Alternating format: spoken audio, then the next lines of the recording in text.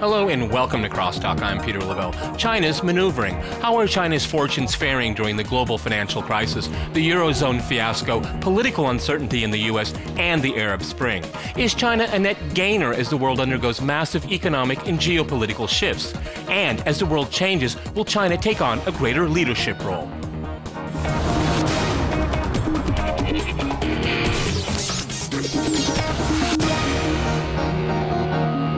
To crosstalk China's growing influence, I'm joined by Greg Audrey in Irvine. He's an entrepreneur and co-author of Death by China. In Miami, we have Oded Shenkar. He is the Ford Motor Company Chair in Global Business Management at Ohio State University. And in Beijing, we cross to Doris Nesbitt. She is the director of the Nesbitt China Institute. All right, folks, you have different points of view on this, and I want you to show my viewers, okay? But first, Masha, people say that China is set to save the world. Well, I don't know about that, but there is little doubt that over the last decade, Asia, and China specifically, has been steadily moving to the fore of the global economy.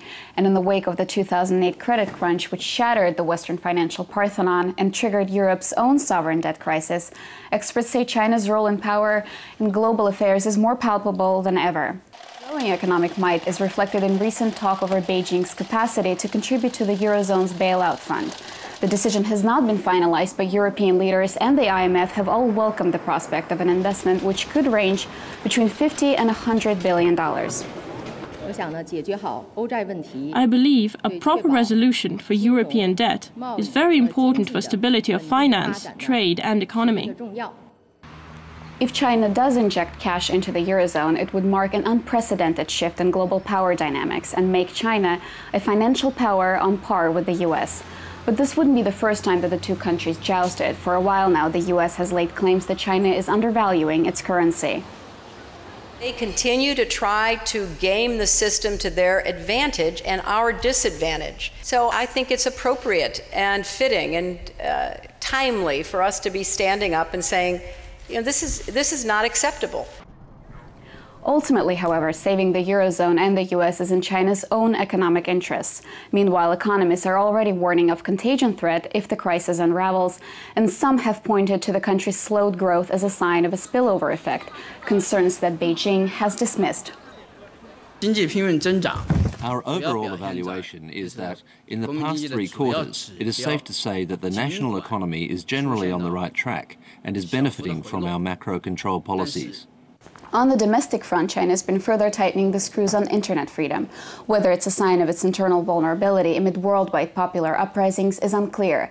But a 3-day media conference last week ended with a whole slew of measures aimed at stopping what the Chinese call the spread of harmful information.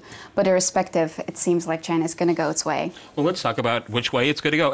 Odin in Miami, if I can go to you first here. I mean, what's most topical right now is whether the Chinese will bail out the Europeans, bail out the Eurozone. If they do, what would they get out of it? Well, first of all, I think that you know, the rise of China has been you know, unfolding fairly quickly. In my book, The Chinese Century, you know, about 6-7 years ago, I predicted that China will become world's largest economy in 2025, and we are midway through that process. So this is not entirely unpredictable. I mean, you know, we have both the United States and Europe that are really mired in mountain of debt. There are only 2 countries out there that have the resources to help them out. One is Japan, which has also been a somewhat reluctant global player with a lot of domestic issues to solve. And then, of course, China. You know, you have that amount of trillions of reserves where others are sinking deeper into the debt hole. This was, I think, you know, quite predictable. Okay. Greg, if I can go to you in Irvine, I mean, the Chinese have been very hesitant because they see that the Europeans just can't get their house in order. They've created such a utter mess of their economies with this debt crisis here. Why would the Chinese want to get in there and will we see the euro fail a half year from now? Yeah, you know, first of all, we've got to be clear, when the Chinese loan money to America or to Europe, it's not because they like them. It's merely to gain political advantage. You know, for future economic exploitation. Well, like every other country does. Is that different than other countries do? I mean, every country goes after self-interest, right, and geopolitical interest as well.